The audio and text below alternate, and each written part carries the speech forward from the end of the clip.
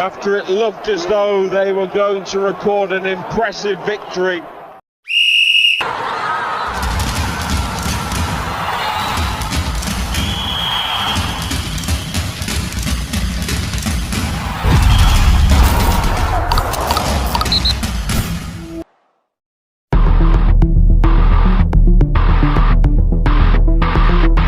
Tragedi The Gunners menang dramatis, di menit akhir Newcastle vs Arsenal 1-2. Arsenal, akhirnya bisa menang meski dramatis 2-1 di kandang Newcastle United. Gol Gabriel Magalhaes di injury time, memastikan 3 poin The Gunners. Pada pertandingan di St James Park, Minggu tanggal 28 September tahun 2025, malam WIB, Newcastle unggul duluan di babak pertama lewat Nick Woltemade. Sedangkan Arsenal, baru bangkit di 10 menit akhir laga lewat gol-gol Mikel Merino dan Gabriel. Dengan kemenangan ini, Arsenal naik ke posisi kedua klasemen Liga Inggris dengan 13 poin dari 6 laga. Sementara Newcastle United, harus menikmati posisi ke-15 klasemen dengan 6 poin. Sebelum akhirnya menang, Arsenal mengambil inisiatif serangan sejak menit awal dan langsung menekan pertahanan Newcastle. Eberechi Eze membuka peluang timnya pada menit ke-5 lewat sepakan voli ke pojok kanan gawang, tapi bisa ditepis Nick Pope. Arsenal sempat mendapat penalti pada menit ke-15, setelah Victor Gyökeres dilanggar Pope. Tapi, wasit membatalkannya setelah melihat VAR, karena bola lebih dulu menyentuh Pope sebelum diambil Gyökeres. Pada menit ke-25, Arsenal melakukan serangan balik yang diakhiri dengan sepakan Leandro Trossard dari sisi kanan kotak penalti ke pojok gawang yang membentur tiang gawang.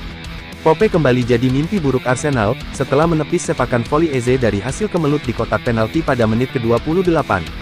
Dari serangkaian serangan yang dilakukan Arsenal, Newcastle justru unggul duluan pada menit ke-34 lewat Nick Woltemade yang menanduk bola umpan silang Sandro Tonali. Woltemade dengan cerdik memberikan sedikit dorongan kepada Gabriel Magalhaes, yang menjaganya dan tidak dianggap pelanggaran. Pada akhirnya, skor 1-0 bertahan sampai turun minum. Masuk di babak kedua, Arsenal masih mendominasi permainan tapi kesulitan untuk membahayakan gawang Pope. Newcastle bermain rapat sedari lini tengah, dan tidak memberikan ruang untuk para pemain Arsenal. Newcastle sempat mengancam lewat serangan balik, yang diakhiri umpan terobosan ke arah Jacob Murphy. Murphy masuk ke kotak penalti dan menembak bola yang bisa diblok Declan Rice. Newcastle harus kehilangan bek kiri Tino Livramento yang merupakan andalannya, usai mengalami cedera pada lututnya usai salah mendarat dalam duel udara. Kemudian Arteta memasukkan Martin Odegaard di 10 menit akhir laga, untuk menajamkan lini serang.